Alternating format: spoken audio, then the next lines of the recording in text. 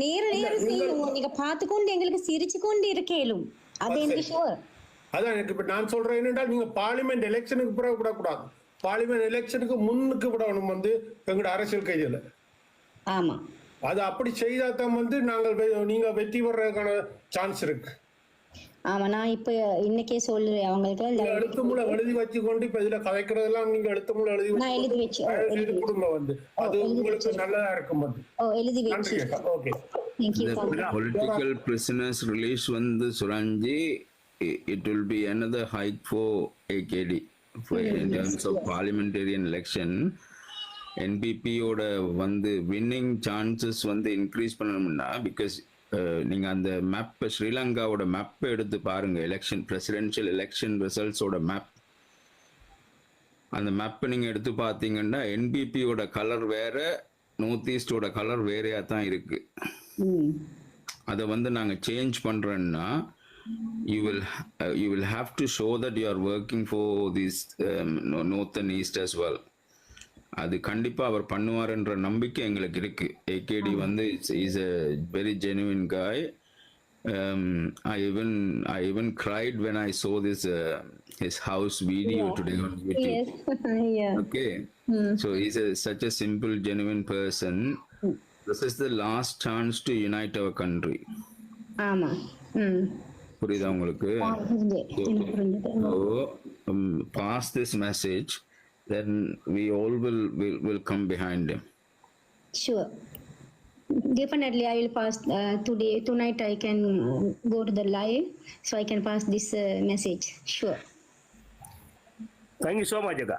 I'm so happy with that. We are always with you, Aga.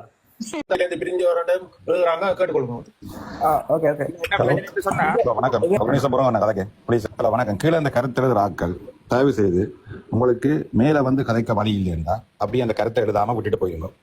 Okay, உங்களால ஒரு பிரியோசனுக்கு ஒரு பிரியோசனமோ அல்ல நாங்க இதுல கதைக்கிற விஷயத்துல அர்ச்சனாவை பற்றியோ என்ன சம்பந்தமா ஒரு முன்னோக்கி போற திட்டத்தை நீங்க மலிங்கடிக்கணும் மட்டும் யோசிச்சா உங்கள்கிட்ட டைமே வேஸ்ட் பண்ணாம எங்கிட்ட டைமே வேஸ்ட் பண்ணாம அந்த கட்டண்டவர் ஒரு கிரீன் உள்ளவர் எல்லாம் இதுக்கு வேற தளங்கள் இருக்கு, தயவு செய்து போங்க. உங்களை நாங்க இங்க யாரும் வெத்தில வச்சு மணிமேந்தன் கொடுங்க வாங்க. உங்களை நாங்க இங்க வெத்தில வச்சு அழைக்க இல்லை. உங்களுக்கு கருத்து தெரிவித்து சுதந்திரம் இருந்து சொன்னா கதைக்கிற டேலண்ட் இருந்துட்டா கீழே எழுதாம மேல உங்கள்கிட்ட கருத்தை வையுங்கோ. உங்கள்கிட்ட கருத்தால 4 பேர் முன்னவரெல்லாம் 4 பேருக்கு உங்கள்கிட்ட கருத்து விளங்கும், 4 பேர் நல்ல விஷயத்தை படிப்பினோம். ஒரு நம்ம தேவையில்லாம உங்கள்கிட்ட டைமையும் வேஸ்ட் ஆக்கி எங்கிட்ட டைமையும் வேஸ்ட் ஆக்கி எல்லாத்தையும் கெடுக்காம இந்த வக்கப்படுற சொல்லுவாங்க வேறையோ மாதிரி சொல்லாம தயவு செய்து வேற இடத்தை பார்த்துட்டு போங்க. நன்றி. இதுல என்ன சொன்னா உண்மையில சுரேஷ் பிரேமச்சந்திரன் கடைசியா அவர் ஏன் புரிஞ்சவர் சொன்னா தன் சொந்த தம்பியாருக்கு என்ன சொல்ற சீட் கூட கேள்வி சொல்லி போட்டு அதை உடைச்சு கொண்டு வலிக்கிட்ட ஒரு மனுஷர் தான் அவையில் தங்கட 100% சுய நலத்துக்காண்டி வலிக்கிட்ட ஒரு ஆள் கொள்கைக்காண்டி வலிக்கிட்டவரா இல்ல. தன்னை தம்பிக்கு சீட் கூட தெரியல போனால் நேரடியாக சண்டை பிடிச்சு போட்டு போனால் தான் உடைச்சு கொண்டு இப்படித்தான் ஒரு தட்ட நிலைமை இல்லையா யாராவது மறக்கட்டும். முதல்ல பிரச்சனை என்றால் 15 வருஷமா அர்ஜுனா டாக்டர் பிள்ளைகள் நடக்க கண்டுபிடிச்சு சொல்ற மட்டும் இவைகளுக்கு தெரிஞ்சு கொண்டு பார்த்து கொண்டிருந்தவைதான். அந்த ஆள் உண்மையில உண்மையில என்ன சொல்லணும்னு சொன்னா சீரியஸா டாக்டர் அவற்ற தொழில் வேற இந்த துறை என்ற வர அந்த இனிமேல இப்ப இவ்வளவு தூரத்துக்கு சரியான முறையில அவர் கொண்டு நடத்தி கொண்டு போறாரு என்ன கட்டமைப்பு. அவன் ஒரு சின்ன வேற வழி இல்லை என்னத்தை தூத்தி பிடிக்கிறது. இப்ப டாக்டருக்கு எதிராக என்ன பிரச்சாரத்தை செய்யலாம், இப்படி ஒன்று ஏதாவது ஒன்றை தானே பிடிக்கலாம். அதுக்கு இதுல ஒன்றை பிடிச்சு கொண்டு தொங்குறது. ஏன்னா அவங்களுக்கு தெரியும் இந்த முறை சனம் முழுக்க இந்த வேட்டி கூட்டம் அவ்வளோத்தையும் வருக்குது. அப்ப அதெல்லாம் புது ஒரு இதை தேடிக்கொண்டு இருக்குது, புது ஒரு மாற்று சக்தியை தேடுது. அதுக்கு வேற யாக்க ஒரு தரம் இல்லை. அப்ப இப்படியான டாக்டராக்கள் வந்தா பிரச்சனை. அப்ப உள்ளுக்குள்ள அழுத்தங்களை கொடுத்து இதண்டு கொடுத்து தான் கொண்ட தூக்கி போடுற குறி அலுவலர்களை செய்யற உள்ளான வேலைகள் உள்ளுட்டு வேலைகள் எல்லாம் தெரிஞ்சு செய்யற வேலை. அந்த கட்சிவாதிகளுக்கு போகுது அதுக்கு இடையில தூக்கி கொண்டே இதாண்டு காலா போடுறாங்கன்னா என்ன பிரச்சனை இதுல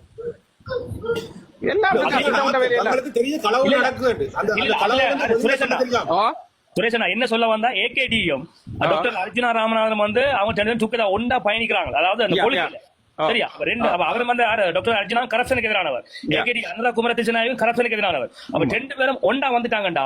தமிழ் பீப்புள்ல மெஜாரிட்டி ஓட்ட அனுரா குமரதிசனாயக்கா வென்றுவார்.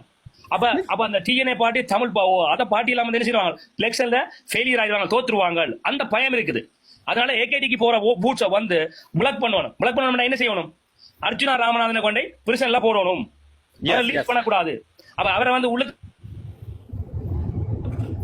அப்ப அந்த ஓட்டு தங்களுக்கு வர மட்டும் யோசிக்கிறாங்க. பட் ஆனா அது வந்து புலியான விஷயம். இப்ப அர்ஜுனா ராமநாதன் ஜெயிலுக்கு இருக்கிற ஒவ்வொரு காரணம் மக்கள் வந்து அங்கிரி பண்ணிடுவாங்க. கோவப்பட்ட மக்கள் என்ன செய்வாங்க, ஏகேடிக்கு சப்போர்ட்டா போட்டா மாறிடுவாங்க. இது ஓமா இல்லையா? அப்புறம் 100% உண்மை. 100% ஒரு வீதம் வந்து உள்ளுக்குள்ள போடுறத வந்து மக்கள் சக்தி அந்த ஆதரவா கூட்டுற செயல் தானே ஒழிய வேணைக்கினா ஏதோ முடக்கலாம்னு சொல்லி அந்த வழியில வந்து ஏகேடியோட சேர்ந்து நின்று சொன்னா ஓகே தான். நான் 100க்கு 200 என்னன்னு சொல்றேன், அவ்வளவு தூரத்துக்கு அப்படி சேர்ந்து நிக்கிறதுலே நான் ஆசைப்படுறேன். இப்ப அந்த ஒரு நேர்மையான தலைவரா இருக்குது, சேர்ந்து பயணிக்கிறதுல ஒன்றும் இல்ல. அப்படி வீரர்களுக்கு பதிஞ்சே இதுல வந்து எங்களுக்கு என்ன சொல்றது, பொதுவா இதா வந்து எங்களுக்கு தேர்தலில் நிக்கலாத சுயேட்சையாவது அவருக்கு நிக்கலாத இக்கட்ட கொடுத்து டைம்கள் காணல சொன்னா சேர்ந்து நின்றாலும் அது எங்களுக்கு ஒரு பிரச்சனையும் இல்லை. Okay Anurag Kumar sir president of the எலெக்ஷன்ல வந்து நிக்க கூட பிஃபோர் தி பிரசிடென்ட் எலெக்ஷன்ல நிக்க வைக்க கூட டாக்டர் அர்ஜுனா ராமநாதன் வோட் பண்ணுங்க ஏகேடிக்கு தான் சொன்னாரு. சரியா தான் நான் சொன்னது சொல்றேன். நான் ஏகேடியோட மென்போக்க கடைபிடிக்கிறேன். எப்படி மென்போக்க கடைபிடிக்கிறேன். ரெண்டாவது அவங்க கூட எங்களோட பேசிக்கிட்டு இருக்காங்க. சப்போஸ் சில வழியில வந்து தான் சப்போர்ட் பண்ணலாம் ஏகேடிக்கு தான் டாக்டர் அர்ஜுனா ராமநாதன் சொல்லிக்கிட்டு இருக்கிறேன். நிச்சயமா இதுக்குள்ள வந்து கதைச்ச சகோதரி நேற்று கதைச்ச இதெல்லாம் வந்து உண்மையில வந்து அவங்களுக்கு ஒரு தூதுவரான ஆக்களா தான் என்ன பொறுத்தவரையில நான் நினைக்கிறேன். ஆனா அவங்க இந்த விஷயங்களை வந்து அனலைஸ் பண்ணி அப்படி ஒரு நாளைக்கு எவ்வளவு பேர் கதைக்கிறாங்க, என்ன செய்யறாங்க, இந்த திட்டங்கள் என்ன இதுன்றத போய் அவங்க சொல்லி அதுக்குரிய ஒரு மாற்று வழிகளை உண்டு பண்றது நல்ல மட்டும் நினைக்கிறேன். இல்ல லாஸ்ட் நைட் வந்து வவுனியா டிஸ்ட்ரிக்ட் ஏரியாவில் அந்த லோக் சென்டர்ல வந்து ஒரு அக்கா வந்து ராஜி அக்கா வந்து கால் பண்ணி ஏகேடி பார்ட்டிக்கு சுரஞ்சி அக்காவுக்கு மற்றும் நிச்சயம் நினைக்கிறேன் அவங்களுக்கும் கால் பண்ணி இந்த மேட்டரை வந்து இப்படி இன்சிடென்ட் நடக்குதுன்னு சொன்ன உடனே one the spot they call the Vavuniya police station and take immediate action. அவங்க டோக் பண்ணி வந்து போலீஸ் அங்கே அனுப்பி அதுக்கு வந்து ஹெல்ப் பண்ணினாங்க. So AKD local party members வந்து ஒரு பீப்புள் ஒரு இன்சிடென்ட் நடக்கின்ற அதுக்கு என்ன செய்யறாங்க, ஹெல்ப் பண்றாங்க. பட் இந்த லைஃப்ல இந்த மீடியா லைஃப்ல ஒரு பார்ட்டி வந்து ஒன் த ஸ்பாட்ல இறங்கி அங்க அந்த வவுனியா இன்சிடென்ட்க்கு குரல் கொடுத்து நான் பார்க்கல.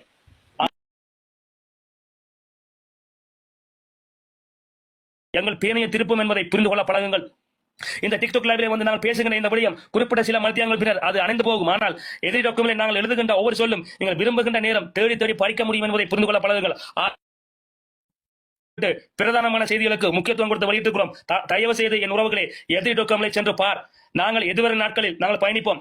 இன்னொரு கேள்வி பல கேட்டிருந்தார்கள். அர்ஜுனா ராமநாதன் மற்றவர்களை துரோகி என்பதை போன்று வன்னிமனிதனாக என்னை துரோகி என்று சொன்னால் நீங்கள் என்ன செய்வீர்கள் என்று அன்று அவர் அதை சொல்லட்டும். அதன் பின்னர் நாங்கள் எவ்வாறான பயணத்தை மேற்கொள்வோம் என்பதை நீங்கள் புரிந்து கொள்ளுங்கள்.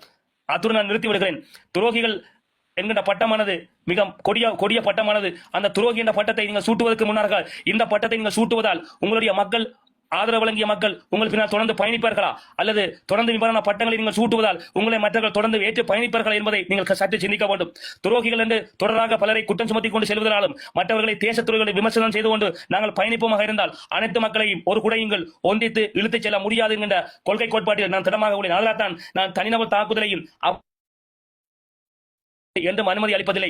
சில நேரங்களில் தர்க்கம் புரிய வருகின்ற காரணத்தினால் இந்த விடயத்தை உங்களுக்கு நான் சுட்டிக்காட்ட முனைந்தேனே தவிர உங்கள் மீது எனக்கு எவ்வித கோபம் இல்லை. நீங்கள் ஒரு யூடியூப் தளத்திலே ஒரு வானொலி ஒன்றுக்கும் வன்னிமேந்தனாகிய என் மீதும் நாங்கள் ஆதரிக்கின்ற அவர்களது மக்கள் மீதும் தவறான கருத்தாடல்களையும் எங்களுடைய மக்கள் இயக்க முன்னணியாகிய அர்ஜுனா ராமநாதனை கோமாளி என்றும் மனநோயாளி என்றும் சொன்ன அந்த சொல் என்னை பாதித்துள்ளது. அதனால் உங்களை நான் வன்மையாக கண்டுகிறேன். நீண்ட நேரம் எடுத்ததற்கு என் உறவுகளை மன்னித்துக் கொள்ளுங்கள். இப்பொழுது மைக்கை பிடியுங்கள், உங்களது கருத்துக்களை எடுத்து வைங்கள். மிக நன்றி மைந்தன். அப்படி நீங்க கண்டனம் தெரிவித்ததுக்கு நான் பார்த்தேன், அதுக்கு உங்களுக்கு மெசேஜ் போட்டு விட்டுறேன். ஆனா அப்படியே வந்து அந்த இன்ப தமிழ் வானொலிக்கும் ஒரு கண்டனத்தை தெரிவிக்க பிள்ளையான கருத்துல விட்டு கொண்டிருக்காரு. அவர் நான் வந்து பிள்ளையான சொல்ல சொல்லி கொண்டிருக்கேன். இல்ல, இன்ப தமிழ் வானொலி என்கின்ற அந்த அண்ணாவுக்கு நான் என்னை விட வயது முதிர்ந்தவர்கள், எனது சகோதரனை போன்றவர்கள், நீங்கள் பொறுப்புணர்வுடன் செயல்படுங்கள். ஒரு பக்கம் சார்ந்து நாங்கள் ஒருபோதும் நாங்கள் அந்த கருத்துக்களை எடுக்கக்கூடாது. அவ்வாறு எடுத்தால் உங்களை பொலோ பண்ணுகின்ற அல்லது உங்களை பின்தொடர்கின்ற அந்த மக்கள் உங்களுடைய ஆதரவை விலக்கிவிட்டு சென்று விடுவார்கள். ஆனால் நீங்கள் தோற்று போய்விடுவீர்கள். 15 வருடங்களாக அரசியலுக்கு நுழைந்த சுரேஷ் பிரேமச்சந்திரன் மக்களினால் தெரிவு செய்யப்பட்டு மக்களினால் அரசியலுக்கு பேச வரப்பட்ட சுரேஷ் பிரேமச்சந்திரன் ஏன் நிறைய மக்களால் தூக்கி எறியப்பட்டார் என்கிற விடயத்துக்கு கேள்விக்கு பதில் தர முற்பட்டால் நீங்கள் எங்களது இனத்திற்கு எதிராக செயல்பட்டிருந்தீர்கள், அதனால் உங்களை மக்கள் தூக்கி எறிந்தார்கள் என்ற உண்மையை நீங்கள் புரிந்து கொள்ளுங்கள். சுரேஷ் பிரேமச்சந்திரன் அவர்களே, இந்த தேர்தலிலே பாராளுமன்ற தேர்தலிலே நீங்கள் தோற்கடிக்கப்பட்டு உங்களது எம்பி பதவிகள் இழக்கப்பட்டு நீங்கள் வீட்டுக்கு துரத்தி அடிக்கப்படுகின்றீர்கள் என்றால் நீங்கள் மக்களுக்கு வழங்கிய கோரிக்கை கொள்கைகளை நிலையாக பின்பற்றவில்லை என்பதையும் நீங்கள் ஏதோ இடத்தில் எங்களுடைய மக்களுக்கு எதிராக செயல்பட்டு இருக்கிறீர்கள் என்கிற காரணத்தினால் தான் அந்த மக்கள் உங்களை ஓட விரட்டி அடித்தார்கள் என்ற விடயத்தினை சுரேஷ் பிரேமச்சந்திரனுடைய இந்த பேச்சும் அவருடைய அந்த காழ்ப்புணர்ச்சியுடனான அந்த கலப்பு மொழியும் காண்பிக்கிறது. ஆகவே நீங்கள் துரத்தி அடிக்கப்பட வேண்டியவர்கள், இன்னும் சொல்ல போனால் உங்களது வேட்டிகள் உருவி வேலியிலே காயப்படப்பட வேண்டும் என்கின்ற வேட்கையோடும் வெறியோடும் எங்களுடைய இனம் என்று உங்களை உமிழ்ந்து கொண்டிருக்கிறது. அந்த உமிழ்தல் உங்கள் தலைகளில் இருந்து ஒட்டி கொண்டிருக்கிறது. தயவு செய்து ஒருமுறை உங்கள் தலையை சுத்தம் செய்து விடுங்கள். ஏனென்றால் அத்தனைக்கும் நாட்டமாக உங்கள் தலை நாறிக்கொண்டிருக்கிறது. காரணம், தலைகளை அடவி வைத்து உங்களுக்காக ஓட்டு போட வந்த மக்களை எட்டி உதைத்த உங்களது கால்கள் மீளவும் எங்களது இனத்தினுடைய வாசல்களை தேடி வரக்கூடாது என்பதில் தமிழர்களாகிய நாங்கள் மிகவும் தெளிவாகவும் உறுதியாகவும் இருக்கிறோம் என்பதை புரிந்து கொள்ளுங்கள். அதனால் தான் நேற்று வந்த 130 daysல வந்த டாக்டர் அர்ச்சனா ராமநாதனை all Tamil people love them அவரை காதலிப்பதற்கு காரணம் என்னன்னு சொன்னால் அவன் உண்மையாக இருக்கிறான். அவன் சில தவறுகளை விடுகிறான், திருத்திக் கொள்வான் என்ற நம்பிக்கையோடு நாங்கள் தொடர்ந்து பயணிக்கிறோம். தொடர்ந்து இது போல பயணித்தால் உங்களை போன்று அர்ச்சனா ராமநாதன் நாளை காணாமல் போவதற்கான வாய்ப்பு கிடைக்கிறது. காரணம், நாங்கள் ஒரு விடயத்தினை சம அந்தத்துடனும் நேர்கோட்டுடனும் ஏற்ற இறக்கங்களையும் பேசக்கூடிய ஒருவனை ஆதரிக்கின்றவன் மறுபக்கத்துடைய போக்கு இப்படி செல்கின்ற பொழுது எதிர்காலத்தில் எப்படியான நிகழ்வு நடைபெறும் என்பதை கட்டியம் கூறுகின்றவன் தான் உண்மையான கட்சிக்கு விசுவாசமானவன் இருப்பான். கட்சி எடுக்கின்ற அத்தனை முடிவுகளுக்கும் தலையாட்டி பொம்மையாக இருப்பவன், அந்த கட்சிக்கு மக்களுக்கு உதவாதவன் என்கின்ற விடயத்தில் நான் எப்பொழுதுமே உறுதியாக இருப்பவன். அதனால் தான் இரு பக்கத்தையும் பிரித்து வைக்கிறேன். காரணம், ஒன்றில் மறந்தால் ஒன்றில் பயணித்தால் என்ன நடக்கும் என்பதை எனக்கு தெரிந்திருக்கிறது. அதனால் தான் இதனை நான் உங்களுக்கு கூறிக்கொள்ள விரும்புகிறேன். தயவுசெய்து கணேசையா வந்தா மேல வாங்க, நாங்கள் கண்டுபிடிக்க முடியவில்லை. ஐடியா மாதிரி கணேசையா பாருங்க, வந்து கீழுக்கு கருத்தெழுத பார்த்துக் கொள்ளுங்க என்றால் என்னத்துக்காக வந்து அவர் தமிழரசு கட்சியிலிருந்து பிரிஞ்சு எழுதுறாங்க கேட்டுக்கொள்ளுங்க. ஐயா அந்த டெக்ஸ்ட் மட்டும் நான் கேட்டேன், அது நான் பார்த்தேன். டெக்ஸ்ட் காம்ப்ளிகேஷன் அதுகள் எல்லாத்துக்கும் அவன் சொல்லி போறான். நாங்கள் கணக்க சொன்னவன் ஐயா டாக்டர் அர்ஜுனா இந்த பேரை பற்றி விளங்கினேன் உங்களுக்கு விளங்கினேன். நான் மைந்தனுக்கு அப்டேட் பண்றேன். Okay, no problem. ஓகே, சரி, நான் இறங்குறேன் கீழே. நன்றி. மிக நன்றி ஐயா. அப்படித்தான் இருக்கணும் ஐயா, எல்லா இடத்துலயுமே இன்னொரு அக்கா நின்றவர் இன்னொரு அக்கா நின்று அர்ச்சனாவை விட வேணும், அவர் இது செய்த என்ன ஊழல வெளியில உணர்ந்தவர் அது இதுன்னு சொல்லி வலு உருக்கமா அவ கலைச்சவா, உருக்கமா அவர் வேண்டுகோளும் விட்டவா. அக்கா தமிழ்ல கேட்டு அவன் ஆன்சர் அந்த ஷான் என்ற பெரியவன் வந்தவன் போல இருக்கு. அவன் முழுவதும் சிங்களத்துல கேட்கலாம். சிங்களத்துல இங்கிலீஷ்ல எனக்கு தந்த எல்லாம் இங்கிலீஷ்ல தான் தந்தான். அவன் தான் தந்த ஷானா. தமிழ் டிரான்ஸ்லேட்டர் பேரே இல்லையா கேரி பாட்டிக்கு? இல்ல அவன் அக்கா தான் நின்றவன். நான் அவன் இங்கிலீஷ் கேட்பான்னு சொன்னா நான் நின்றுக்கல, நான் மரியாதை வந்துட்டேன். அப்ப நீங்க கேட்டுதான் இங்கிலீஷ்ல டாக் பண்ண சொல்லி அது அவங்க தலை பண்ண இவ சொன்ன கேள்வியை அவ டிரான்ஸ்லேட் பண்ணவ அக்கா அந்த தமிழ் கேள்வியை. அவனுக்கு இங்கிலீஷ் விளங்காத. நான் கேட்டது எல்லாம் இங்கிலீஷ்ல தான் காய்ச்சினான். அவனும் இங்கிலீஷ்ல தான் ஆன்சர் பண்ணான். இப்படி எனக்கு இப்படி ஒரு அனுபவம் கிடைக்க இல்லையப்பா. ஒரு அரசியல்வாதியை பிடிச்சி ஸ்பொட்ல கேட்க டெக்ஸை பத்தி காய்ச்சல், விவசாயத்தை பத்தி காய்ச்சல், கல்வியை பத்தி காய்ச்சல், ஸ்பொட்ல கேட்க ஒருவன் டக்குன்னு ஆன்சர் பண்றான்னு சொன்னா சரிதான். ஞாபகம் இருக்கா இந்த பேர் தான் முந்த நாள் சொல்லிட்டு போன உங்க ஷான் என்ற பேர்?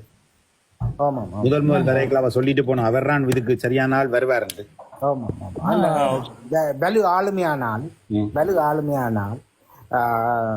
உங்களுக்கு தெரியும் தானே, நான் நடுநிலைமையா நிக்கிற ஒரு அரசியல் கட்சிக்கு சப்போர்ட் இல்லை. இப்ப எனக்கே இதா இருக்குது. நான் வந்து அங்காளி பக்கம் சாயிரன் மாதிரி கிடக்கு ஒரு ஃபீலிங் வருது.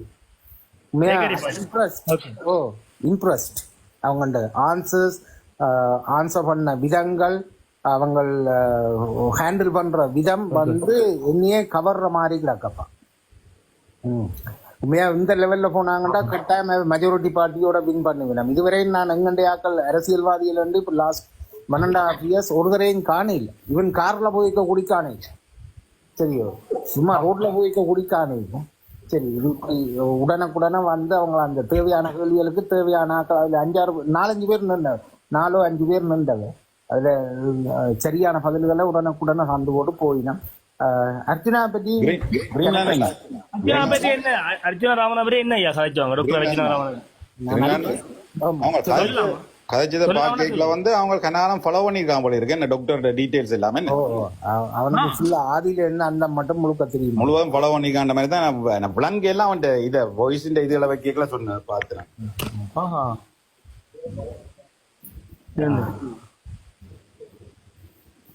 அண்ணா யாரும் கேள்வியை கேட்டுட்டு இருக்கா ராக்கி விடுங்க.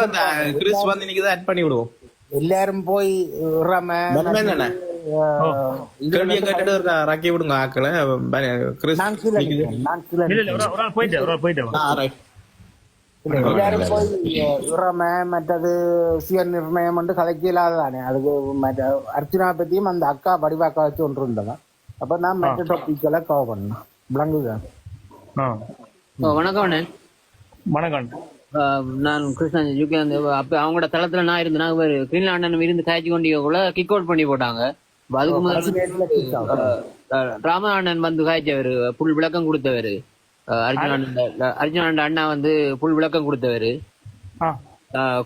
பிறகு மூந்தண்ணாவும் ஒரு வேற விளக்கம் ஒன்று கேட்டோம். இப்ப நாங்க இன்னொரு பிரான்ஸ்ல அக்கா எல்லாம் காய்ச்சது. சிங்களத்துல புல் விளக்கம் ஒன்று முக்கியமான ஒரு ஆள். அந்த சாமன் சொல்லி அவர் புல் விளக்கம் சிங்களத்துல சொன்னவரு.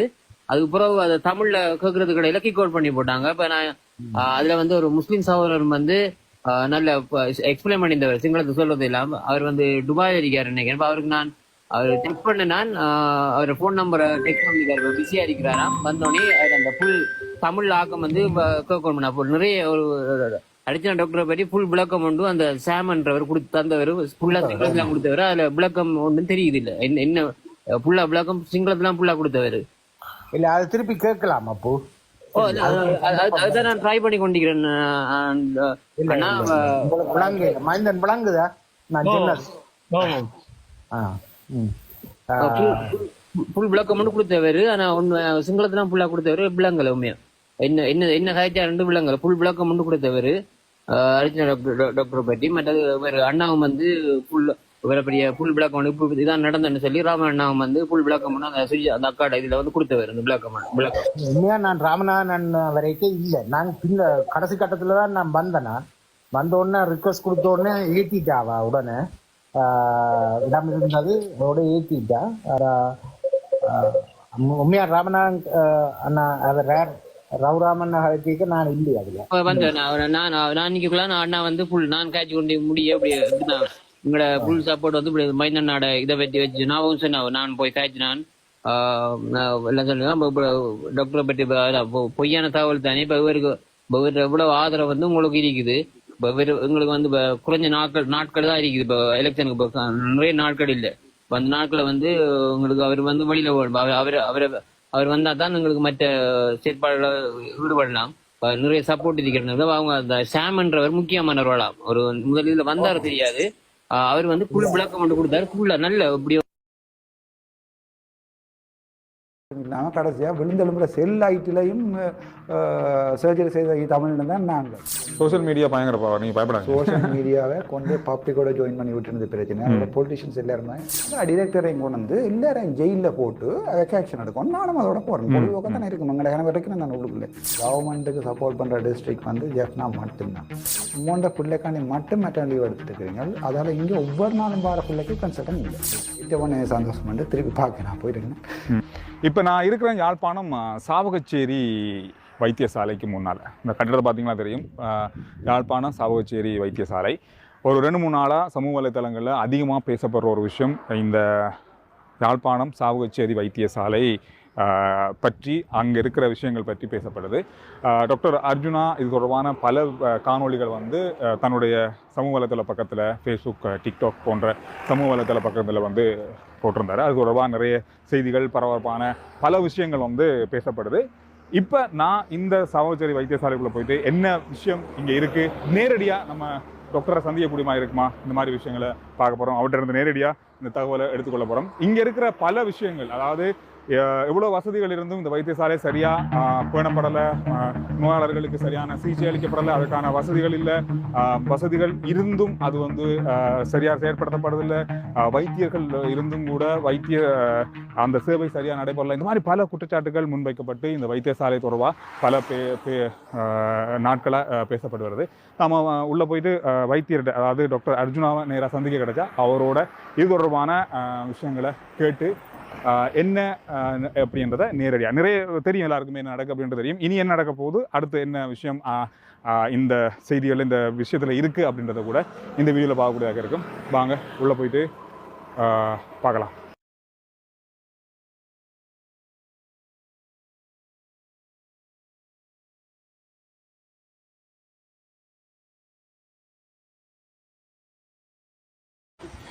எவ்வளோ பெரிய பிரம்மாண்டமான வைத்தியசாலை பாருங்க. இந்த இடத்த பார்த்தாலும் அவ்வளோ பெரிய கட்டிடங்களும் பெரிய வசதி கொண்ட ஒரு வைத்தியசாலை மாதிரி பெரிய அளவான நீண்ட உடவசதி கொண்டது இந்த வைத்தியசாலை பார்க்கும்போதே தெரியுது. அங்கே உள்ளுக்கு வரும்போதே அவ்வளோ பெரிய அளவான கட்டிடங்கள், என்ன சொல்றது, அந்த அளவு அமைதியான ஒரு வைத்தியசாலை. பார்க்கும்போது இப்படி ஒரு வைத்தியசாலை நான் இப்போ முதல் தடவை பார்க்குறேன். இங்கே பக்கம் இருக்கு அப்படின்றது ஓகே. சகோச்சரி வைத்தியசாலை முன்பக்கம் பார்க்கும்போது இந்த அளவு பெரிய அளவு வைத்தியசாலை மாதிரி இல்லை, ஓரளவு ஓகே சாதாரணமான ஒரு வைத்தியசாலை அப்படின்னு சொல்லலாம். ஆனால் பார்க்கும்போது மிக பிரம்மாண்டமான பெரிய ஒரு வைத்தியசாலை. இங்கே பாருங்க, புத்தம் புதிய ஒரு நோயாளருக்காக வண்டி, ஆம்புலன்ஸ் வண்டி இருக்குது. டாக்டர் வந்து உள்ளுக்கு தான் இருக்காருன்னு நினைக்கிறேன்.